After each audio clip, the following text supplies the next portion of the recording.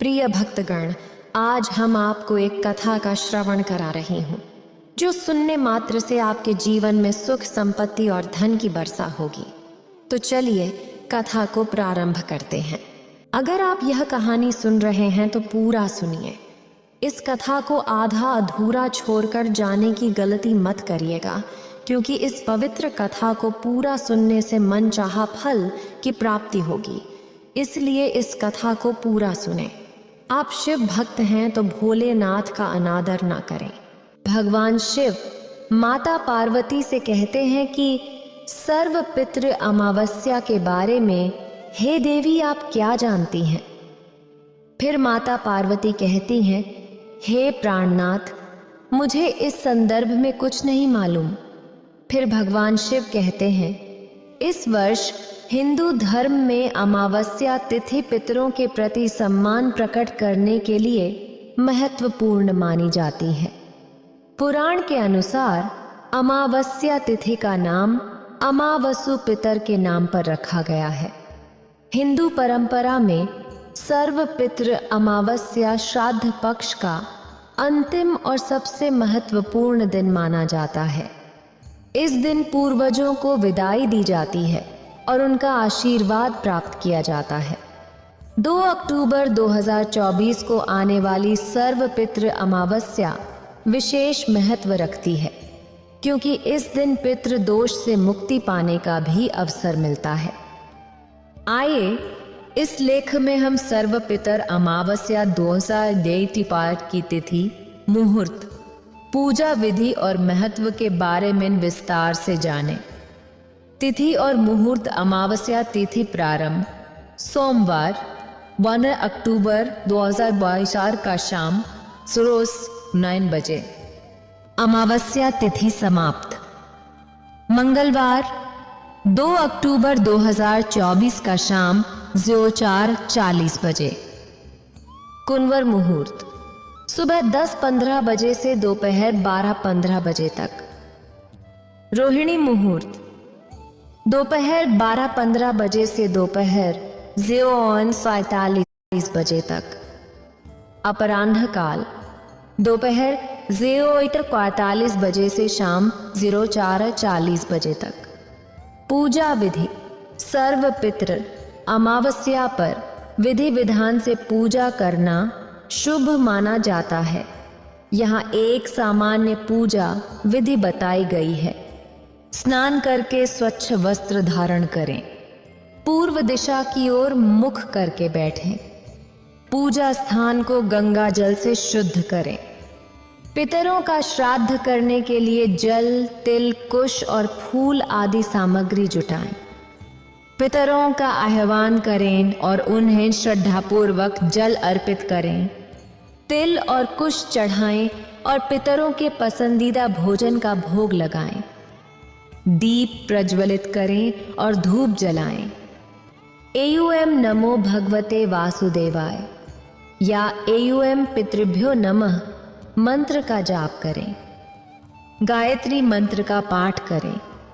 ब्राह्मणों को भोजन कराएं या दान पुण्य करें। महत्व। सर्व पितृ अमावस्या का विशेष महत्व है। पितृपक्ष के 15 दिनों में पितृ मृत्यु लोक से आकर अपने परिजनों के बीच रहते हैं। सर्व पितृ अमावस्या पर श्राद्ध तर्पण से उन्हें संतुष्ट करके विदाई दी जाती है। इस दिन पितृदोष से मुक्ति पाने के लिए विशेष अनुष्ठान किए जाते हैं। माना जाता है कि इस दिन किए गए दान का फल कई गुना बढ़ जाता है।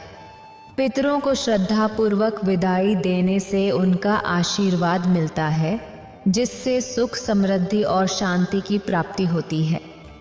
अमावस्या तिथि पितरों का पर्व है। इस दिन स्नान, दान, व्रत और पूजा पाठ का महत्व है, लेकिन पितरों के लिए यह तिथि विशेष महत्व रखती है। अमावस्या को पितरों का पर्व कहा जाता है, क्योंकि इसी तिथि में पितृ अमृत पान करते हैं और पूरे माह संतुष्ट रहते हैं। ऐसी भी मान्यता है कि अमावस्या तिथि पर सूर्यास्त के बाद वायु के रूप में पितृ घर के चौखट पर रहते हैं। पितृ अपने परिजनों से श्राद्ध व तर्पण की इच्छा रखते हैं, इसीलिए अमावस्या के दिन पितरों के निमित्त श्राद्ध, तर्पण या पितृ पूजन जरूर करना चाहिए। इससे पितरों को मोक्ष की प्राप्ति होती है और पितृ प्रसन्न होकर परिवार वालों को सुख समृद्धि का आशीर्वाद देते हैं। विष्णु, मत्स्य और गरुड़ पुराण के अनुसार हर महीने के कृष्ण पक्ष की द्वितीया तिथि से चतुर्दशी तिथि तक देवतागण चंद्रमा से अमृत पान करते हैं और फिर चंद्रमा का प्रवेश सूर्य मंडल में होता है। सूर्य की अमा नामक किरण को ही अमावस्या तिथि कहा जाता है। पुराण के 14वें अध्याय के अनुसार पितरों की एक मानस कन्या ने कठिन तपस्या की थी। उसकी तपस्या से प्रसन्न होकर वरदान देने के लिए सभी पितरगण उपस्थित हुए। पितरगण में एक पितर था जिसका नाम अमावसु था। अमावसु के सुंदर रूप पर कन्या आकर्षित हो गई और उसने अमावसु से विवाह करने की इच्छा जताई, लेकिन अमावसु ने इनकार कर दिया। अमावसु का धैर्य देख यह तिथि पितरों को प्रिय हुई और इसके बाद से ही अमावसु के नाम से इस तिथि का नाम अमावस्या पड़ा। अमावस्या से जुड़ी पौराणिक कथा के अनुसार धर्मवर्ण नाम का एक ब्राह्मण था। उसने किसी महात्मा के मुख से सुना कि घोर कलयुग में विष्णु जी के स्मरण से अधिक पुण्य किसी अन्य काम में नहीं होगा। जैसा पुण्य यज्ञ से मिलता है, उससे कहीं ज्यादा पुण्य केवल श्री हरि के सुमिरन मात्र से मिल जाएगा। धर्मवर्ण ने महात्मा की इस बात को आत्मसात कर लिया और सांसारिक जीवन छोड़कर भ्रमण के लिए निकल पड़े। भ्रमण करते हुए वो पितृलोक पहुंच गए। धर्मवर्ण ने देखा कि पितृलोक में पितृ बहुत कष्ट में हैं। पितरों ने बताया कि उनकी यह स्थिति धर्मवर्ण के संन्यास के कारण हुई, क्योंकि अब उनके लिए पिंडदान करने वाला कोई नहीं है। पितरों ने धर्मवर्ण से कहा कि तुम गृहस्थ जीवन की शुरुआत करो और संतान उत्पन्न करो, जिसके पिंडदान से हमें तृप्ति मिले। धर्मवर्ण ने पितृगण को वचन दिया कि वह ऐसा ही करेगा। इसके बाद धर्मवर्ण ने गृहस्थ जीवन की शुरुआत की और अमावस्या पर विधि विधान से पितरों का पिंडदान कर उन्हें कष्ट से मुक्त कराया। व्यक्ति पितृदोष से मुक्त होकर मोक्ष प्राप्त करता है। पूरे पितृपक्ष के दौरान यदि पितरों को याद नहीं किया गया तो आज के दिन उन्हें याद करके दान पुण्य कर भोजन अर्पित करने और इस कथा का श्रवण करने से घर परिवार में सुख समृद्धि आती है। विपत्तियों से मुक्त होकर पितरों का आशीर्वाद प्राप्त करता है। तो आज मैं सुना रही हूँ पितृ अमावस्या के दिन सुनी जाने वाली पितृ अमावस्या और श्रीमद्दी में उसके इशियाती। भागवत गोकर्ण पितृदेव की बड़ी ही दुर्लभ और मोक्षदायिनी पौराणिक कथा। तो आप सभी भक्तगण इस कथा को बड़ी श्रद्धा और प्रसन्न चित्त मन से सुनिएगा। देवताओं के पितरगण अग्निस्वाद जो सोमपथ लोक में निवास करते हैं, उनकी मानसी कन्या अछोदा नाम की एक नदी के रूप में अवस्थित हुई। कहा जाता है कि एक बार अछोदा ने 1100 वर्ष तक तपस्या की। इससे प्रसन्न होकर देवताओं के पितृगण अग्निस्वाद और बहिस्पद अपने अन्य पितृगण अमावस्यु के साथ उसे वरदान देने के लिए अश्विन अमावस्या के दिन उपस्थित हुए।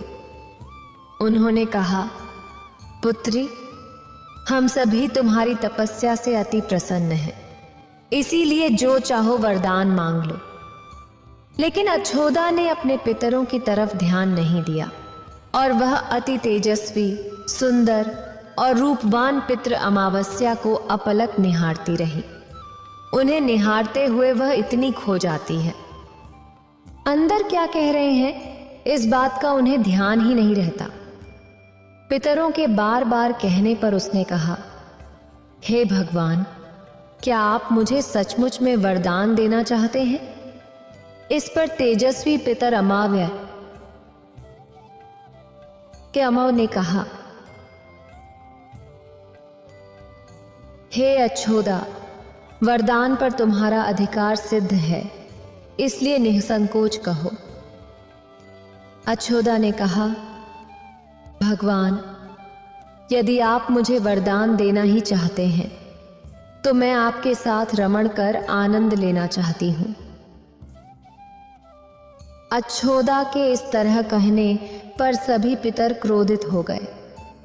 उन्होंने अच्छोदा को श्राप दिया कि वह पितृलोक से पतित होकर पृथ्वी लोक पर जाएगी, क्योंकि अच्छोदा ने अपने पितरों से ही रमण करने की बात कही थी, जो अमाव को कतई पसंद नहीं आई। पितरों के इस तरह श्राप दिए जाने पर अच्छोदा पितरों के पैरों में गिरकर रोने लगी। इस पर पितरों को दया आ गई। उन्होंने कहा, अच्छोदा, तुम श्राप के कारण मत्स्य कन्या के रूप में जन्म लोगी। पितरों ने आगे कहा कि भगवान ब्रह्मा के वंशज महर्षि पराशर तुम्हें पति के रूप में प्राप्त होंगे। तुम्हारे गर्भ से भगवान व्यास जन्म लेंगे।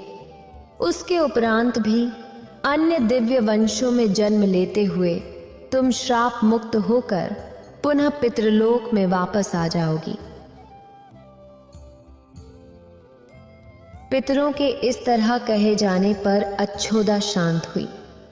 अमावस्या के ब्रह्मचर्य और धैर्य की सभी पितरों ने सराहना की।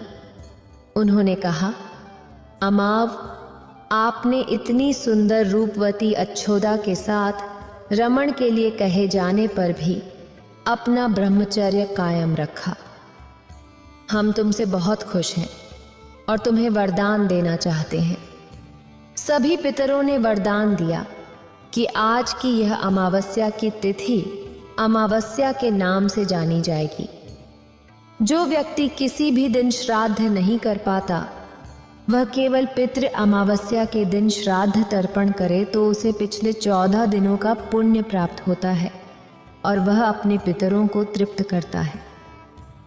फिर भगवान शिव कहते हैं, तभी से प्रत्येक माह की अमावस्या तिथि को सबसे अधिक महत्व दिया जाता है और यह तिथि सर्व पितृ अमावस्या के रूप में मनाई जाती है। उसी पाप के प्रायश्चित के लिए कालांतर में यही अच्छोदा महर्षि पराशर की पत्नी और वेद व्यास की माता सत्यवती बनी। बाद में वह समुद्र के अंशभूत शांतनु की पत्नी बनी और 2 पुत्र चित्रांगद और विचित्र वीर्य को जन्म दिया। इन्हीं के नाम से कलयुग में अष्टांग का श्राद्ध मनाया जाता है। फिर भगवान शिव कहते हैं, अब आइए सुनते हैं पितृ अमावस्या की कथा। प्राचीन समय की बात है। दक्षिण भारत की तुंगभद्रा नदी के तट पर एक नगर में देव नामक एक व्यक्ति रहता था, जो सभी वेदों में पारंगत था। उसकी पत्नी का नाम गौरी था। गौरी बहुत ही सुंदर थी, लेकिन स्वभाव से क्रूर और झगड़ालू थी। घर में सब प्रकार का सुख था, लेकिन देव अपनी पत्नी से दुखी था। साथ ही उसे संतान का सुख भी नहीं मिल रहा था। वह चिंता में रहता था कि यदि उम्र ढल गई तो फिर संतान का मुख देखने को नहीं मिलेगा। और तो और पड़ोस के लोग भी उसे ताना दिया करते थे। जो भी उसके घर से गुजरता था उसे धिक्कार की नज़र से देखता था। ये सब सोचकर उसने बड़े दुखी मन से अपने प्राण त्यागने के लिए वन में चला गया। वन में एक तालाब में कूदने ही वाला था कि तभी एक सन्यासी ने उसे देखकर पूछा, हे ब्राह्मण, कहो, तुम्हें ऐसी कौन सी भारी चिंता है जिसके कारण तुम प्राण त्याग रहे हो? देव ने कहा, मैं संतान के लिए इतना दुखी हो गया हूं कि मुझे अब अपना जीवन निष्फल लगता है। संतान ही जीवन को सार्थक बनाती है, और मैंने जिस गाय को पाल रखा है वह भी बांझ है। ये तो ठीक है, मैंने जो पेड़ लगाया है उस पर भी फल फूल नहीं उगते। मैं घर में जो फल खाता हूं वह भी बहुत ही जल्दी सड़ जाता है। इन सब बातों से दुखी होकर व्यक्ति रोने लगा। संत ने उसकी बात सुनकर उसके माथे की रेखाओं को देखा और कहा, ब्राह्मण, कर्म की गति बहुत प्रबल है, वासना को छोड़ दो। मैंने तुम्हारा भाग्य देख लिया है। इस जन्म में तो क्या, अगले 7 जन्मों तक तुम्हारे कोई संतान नहीं हो सकती। ब्राह्मण ने कहा, फिर मुझे प्राण त्याग देने दीजिए। कृपया मुझे पुत्र प्राप्ति का कोई मार्ग बताइए। संत ने अपनी झोली से एक फल निकालकर कहा, ठीक है, यह फल ले लो और अपनी पत्नी को खिला देना। इससे तुम्हें एक पुत्र होगा, लेकिन ध्यान रखना, उसे सात्विक जीवन जीने के लिए कहना। पूरे 1 साल तक उसे सादा और स्वच्छ भोजन करना होगा। चटपटा भोजन नहीं खाना है। चटाई बिछाकर सोना होगा और भगवान का भजन कीर्तन करना होगा।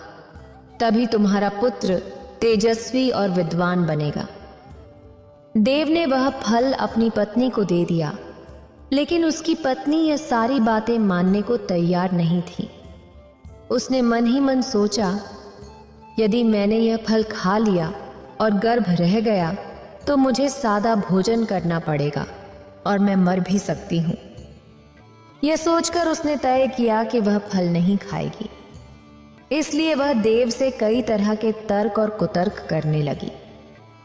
देव के कहने पर उसने फल तो रख लिया, लेकिन खाया नहीं। एक दिन उसकी बहन उसके घर आई। वह उसे पूरी कहानी सुनाती है। उससे कहती है कि मेरे पेट में बच्चा है, मैं माँ बनने वाली हूँ। प्रसव के बाद वह बच्चा मैं तुम्हें दे दूंगी। तब तक तुम गर्भवती की तरह घर में रहो। मैं कह दूंगी कि मेरा बच्चा मर गया और तुम यह फल गाय को खिला दो। देव की पत्नी अपनी बहन की बात मानकर ऐसा ही करती है। वह फल गाय को खिला देती है। समय बीतने पर उसकी बहन एक बच्चे को जन्म देती है और उसे अपनी बहन गौरी को दे देती है। यह सुनकर देव बहुत खुश होता है। गौरी ने अपने बच्चे का नाम जगत रखा। 3 महीने बाद एक दिन देव सुबह गाय को चारा डालने गया तो उसने देखा कि गाय के पास एक बच्चा है जो इंसान जैसा है, लेकिन उसके कान गाय के जैसे हैं। यह देखकर वह हैरान रह गया। हालांकि उसे बहुत खुशी होती है। वह उस बच्चे को उठाकर घर ले आता है और उसका नाम गोकर्ण रखता है। अब उसके 2 बेटे हो गए थे, एक जगत और दूसरा गोकर्ण। गोकर्ण बड़ा होकर विद्वान, पंडित और ज्ञानी निकला, जबकि जगत दुष्ट, नशेड़ी, क्रोधी, चोर और व्यभिचारी निकला। वह अस्त्र शस्त्र धारण करने वाला भी था। जगत माता पिता को सताने लगा और उनकी सारी संपत्ति नष्ट कर दी। एक दिन उसने पिता को मार मार कर घर से बाहर निकाल दिया। पिता रोने लगे और कहने लगे कि मेरी पत्नी का बंजर रहना ही अच्छा था। तभी गोकर्ण वहां आता है और पिता को वैराग्य का उपदेश देता है। वह कहता है कि आप सब कुछ छोड़कर प्रभु की शरण में वन में चले जाएं और भगवान शिव का भजन करें। भगवान शिव का भजन ही सबसे बड़ा धर्म है। गोकर्ण की बात मानकर देव वन में चले जाते हैं। बाद में उसकी पत्नी गौरी को जगत सताने लगता है, जिससे वह कुएं में कूदकर आत्महत्या कर लेती है। तब जगत अपने घर 5 वेश्याओं को लेकर आता है। माता पिता के चले जाने के बाद जगत और भी ज्यादा बिगड़ जाता है, क्योंकि उसे रोकने टोकने वाला कोई नहीं रहता। वह 5 वेश्याओं के साथ रहने लगता है, जो उसे अपने तरीके से संचालित करती थीं। जगत उन वेश्याओं के लिए ही धन जुटाने लगता है और उनके लिए डाका डालता है और चोरी करता है। वेश्याएं सोचने लगती हैं कि यदि एक दिन यह पकड़ा गया तो राजा इसके साथ हमें भी दंड देगा। यह सोचकर वे वेश्याएं सोते हुए जगत को रस्सी से बांधकर उसका गला दबाने का प्रयास करती हैं। जब वह गला दबाने से भी नहीं मरता तो वे सभी मिलकर उसे दहकते अंगारों में डाल देती हैं। वहां वह तड़प तड़प कर मर जाता है। बाद में उसे गड्ढा खोदकर गाड़ दिया जाता है। वह वेश्याएं घर का सारा कीमती सामान और सभी लूटे हुए गहने लेकर वहां से भाग जाती हैं। मरने के बाद जगत भयंकर दुख झेलता है और अपने कर्मों के कारण एक प्रेत बन जाता है। प्रेत बनने के बाद भूख और प्यास से वह व्याकुल हो जाता है। रह रहकर चिल्लाता भी रहता है क्योंकि उसे अंगारों से जलाया गया था।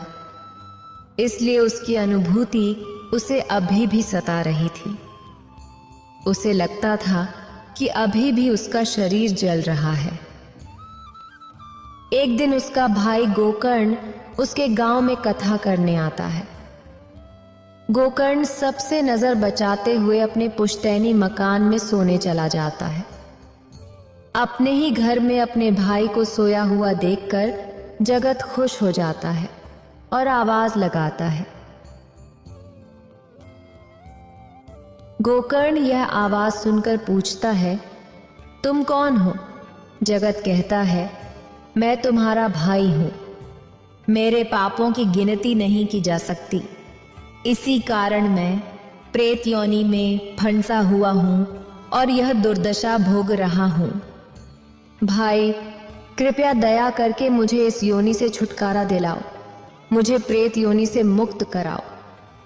गोकर्ण ने कहा, मुझे बड़ा आश्चर्य हो रहा है कि मैंने तुम्हारे लिए विधिपूर्वक काशी में श्राद्ध किया, फिर भी तुम प्रेत योनि से मुक्त कैसे नहीं हुए?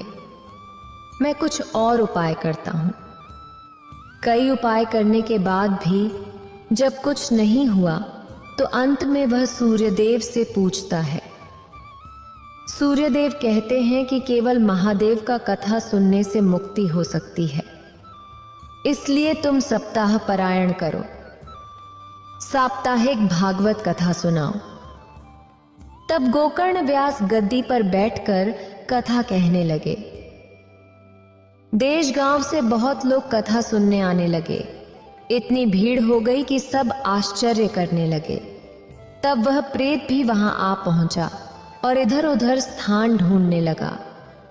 इतने में उसकी दृष्टि एक सीधी रखे 7 गांठ के बांस पर पड़ी। वह वायु रूप में उसमें जाकर बैठ गया। जब शाम को कथा को विश्राम दिया गया तो एक बड़ी विचित्र बात हुई। सबके देखते देखते बांस की एक गांठ तड़ तड़ करती फट गई। इसी प्रकार 7 दिनों में 7 गांठ फट गई और 7वें दिन कथा सुनने से पवित्र होकर जगत एक दिव्य रूप धारण करके सामने खड़ा हो गया। उसने भाई को प्रणाम किया। तभी बैकुंठवासी के साथ एक विमान उतरा और जगत विमान पर चढ़ गया। उसको देखकर उसने गोकर्ण से कहा, भगवान शिव के प्रिय यहां हैं। अब उनके लिए एक साथ बहुत से विमान क्यों नहीं आए? यहां सभी ने समान रूप से कथा सुनी है, फिर फल सिर्फ मुझे क्यों मिला? भगवान शिव के पार्षदों ने कहा, श्रवण सबने सामान्य रूप से किया, लेकिन तुम्हारे जैसा मनन किसी ने नहीं किया। इस प्रेत ने 7 दिन तक सुने हुए विषय का खूब मनन भी किया। यह कहकर वे पार्षद वैकुंठ को चले गए। अपने माता पिता को कष्ट देने वाला, शराब पीने वाला, वेश्या, गमन करने वाले आदि पुरुष अंत काल तक भटकते रहते हैं। अब न तो गोकर्ण की तरह कथा सुनने वाले हैं और न सुनाने वाले। जगत को उसके पापों की सजा तो मिली ही, साथ ही उसने प्रेत योनि में रहकर भी सजा भुगती। बाद में जब उसे पछतावा हुआ तो शिव कथा सुनकर उसका मन निर्मल हो गया। निर्मल मन से उसके सारे संताप नष्ट हो गए। ओम नमः शिवाय। जय शिव शंभु। फिर भगवान शिव कहते हैं, एक समय की बात है, एक असुर था गयासुर। गयासुर भगवान श्री हरि को प्रसन्न करने के लिए घोर तप करने लगा। उसकी तपस्या के प्रभाव से सभी देवी देवता परेशान हो गए। वे सभी भगवान विष्णु के पास जाकर उनसे प्रार्थना करने लगे कि वे गयासुर की तपस्या के कारण हो रही समस्या का कोई समाधान निकालें। सभी देवता अपनी दयनीय स्थिति देखकर श्री हरि से अपनी रक्षा करने की विनती करते हैं।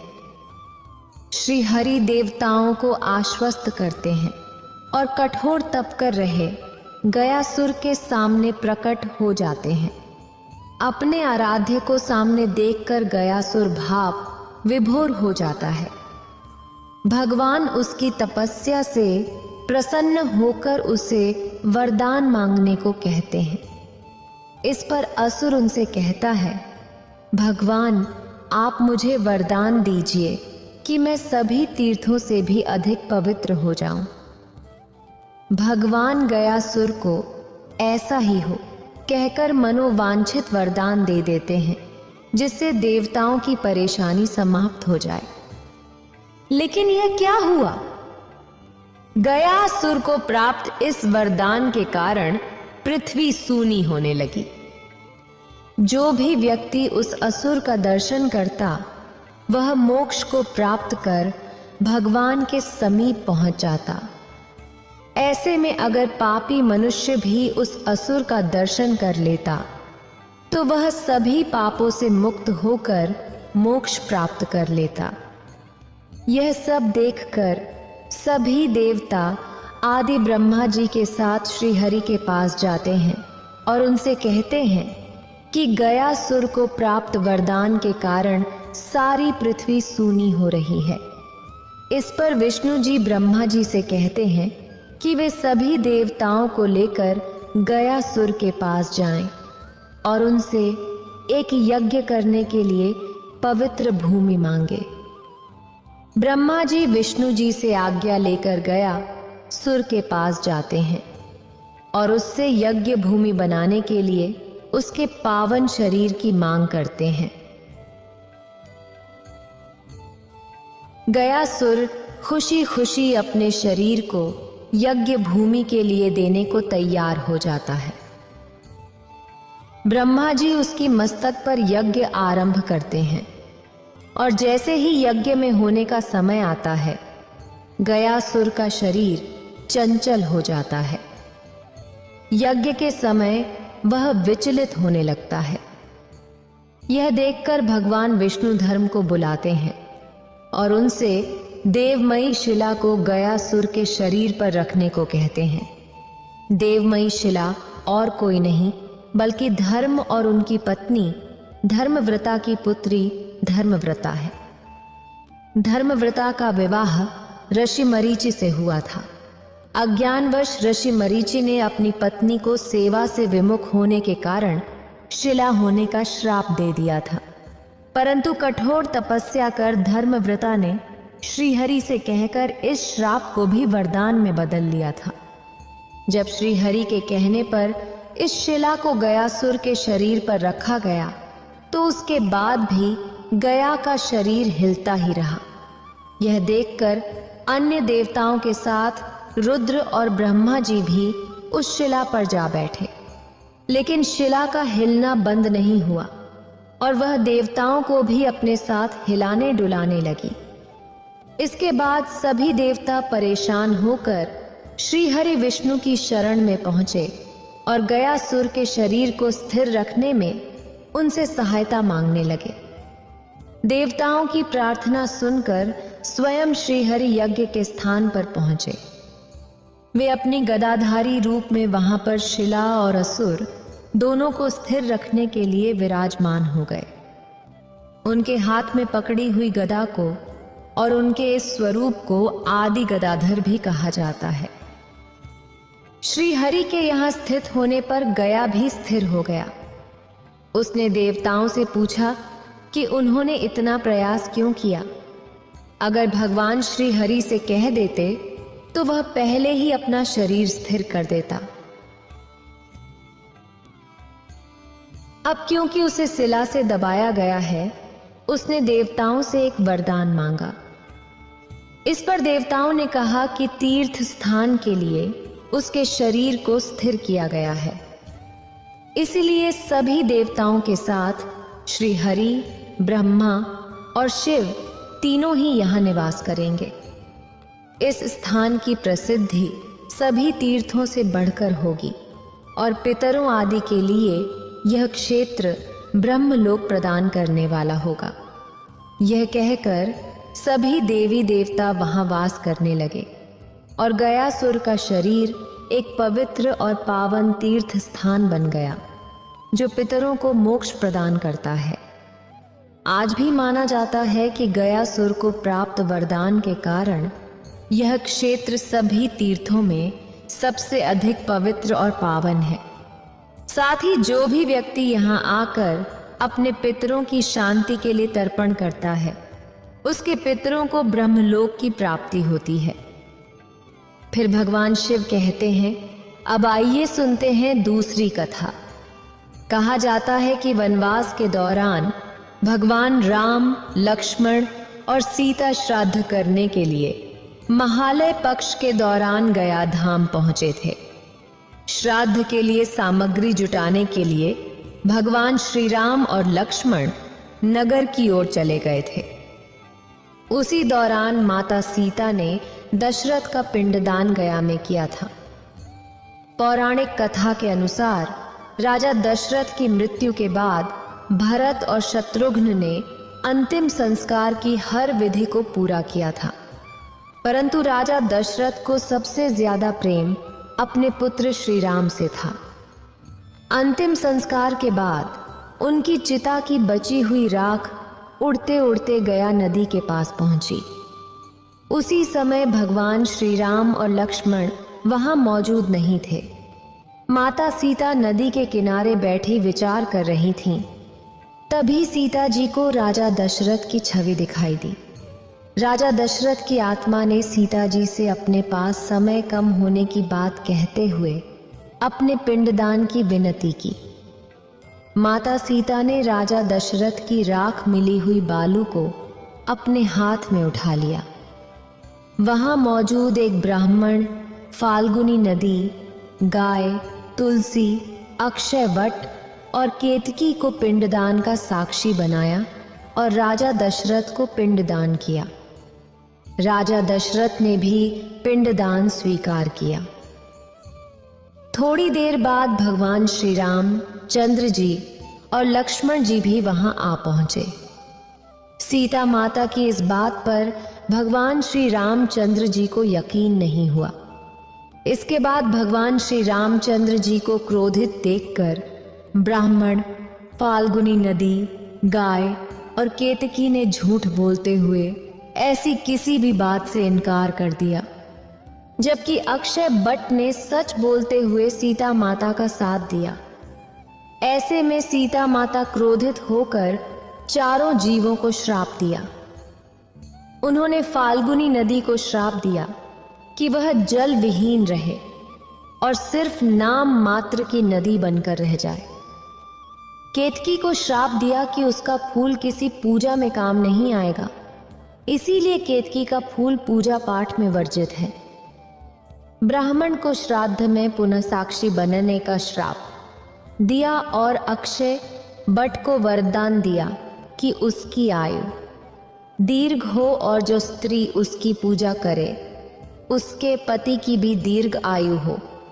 प्रिय भक्तों, इस प्रकार माता सीता ने अपने ससुर राजा दशरथ का पिंडदान गया में किया और उन्हें मोक्ष प्रदान किया। ओम नमः शिवाय। फिर भगवान शिव कहते हैं, अब आइए सुनते हैं तीसरी कथा। दुखा और सूखा दो भाई थे, जिनमें दुखा धनी था और सूखा निर्धन। दोनों में अत्यंत प्रेम था। दुखा की पत्नी को धन का घमंड था, जबकि सूखा की पत्नी सरल हृदय की थी। पितृपक्ष आने पर दुखा की पत्नी ने उससे पितरों का श्राद्ध करने के लिए कहा। दुखा इसे बेकार का काम समझकर टालने लगा, लेकिन उसकी पत्नी जानती थी कि यदि ऐसा नहीं किया गया तो लोग बातें बनाएंगे। साथ ही उसने अपने मायके वालों को दावत पर बुलवाने और अपनी अमीरी दिखाने का यह सही अवसर समझा। अंत में उसने अपने पति से कहा, आप मेरी परेशानी की वजह से ऐसा कह रहे हैं तो मैं सहायता के लिए सूखा की पत्नी को बुला लूंगी। दोनों मिलकर सारा काम कर लेंगी। फिर उसने दुखा को अपने मायके के लिए भेजा। दूसरे दिन उसके बुलवाने पर सुबह सवेरे ही सूखा की पत्नी आकर काम में लग गई। उसने भोजन तैयार किया, अनेक तरह के पकवान बनाए, फिर सभी काम खत्म करके अपने घर आ गई। उसे भी अपने घर पर पितरों का श्राद्ध तर्पण करना था। इस मौके पर दुखा की पत्नी ने उसे नहीं रोका और न ही वहां रुकी। दोपहर के समय पितर भूमि पर उतरे। दुखा और सूखा के पितर पहले दुखा के यहाँ गए तो उन्होंने देखा कि उसके ससुराल वाले पहले ही भोजन पर जुटे हुए हैं। आखिर में वे सूखा के घर गए, जहां पितरों के नाम पर अग्यारी दी गई थी। पितरों ने अंगारे की राख चाटी और भूखे ही नदी के किनारे पहुंच गए। थोड़ी देर में सभी पितर एकत्रित हो गए और अपने अपने यहाँ के श्राद्धों की तारीफ करने लगे। दुखा सूखा के पितर ने अपनी आपबीती सुनाई। फिर वे सोचने लगे कि अगर भोग समर्थ होता तो उन्हें भूखा नहीं रहना पड़ता, लेकिन सूखा के घर में तो 2 वक्त की रोटी भी मुश्किल से मिलती थी। यही सब सोचकर उन्हें सूखा पर दया आ गई। अचानक वे खुशी से चिल्लाने लगे, सूखा के घर धन हो जाए, सूखा के घर धन हो जाए, सूखा भी धनवान हो जाए। अब देखिए, शाम हो गई और सूखा के बच्चे भी भूखे थे। उन्होंने अपनी माँ से कहा, भूख लगी है, कुछ खाने को दे दो। अब देखिए, सूखा के घर में तो एक रोटी का टुकड़ा भी नहीं था। तब उन्हें टालने के लिए सूखा की पत्नी ने कहा, जाओ, आंगन में हाउदी रखी है, उसे खोल लो, जो भी मिले बांट कर खा लेना। बच्चे वहां जाते हैं और देखते हैं कि हाउदी मोहरों से भरी पड़ी है। वे दोनों दौड़कर मां के पास पहुंचे और सारी बातें बताईं।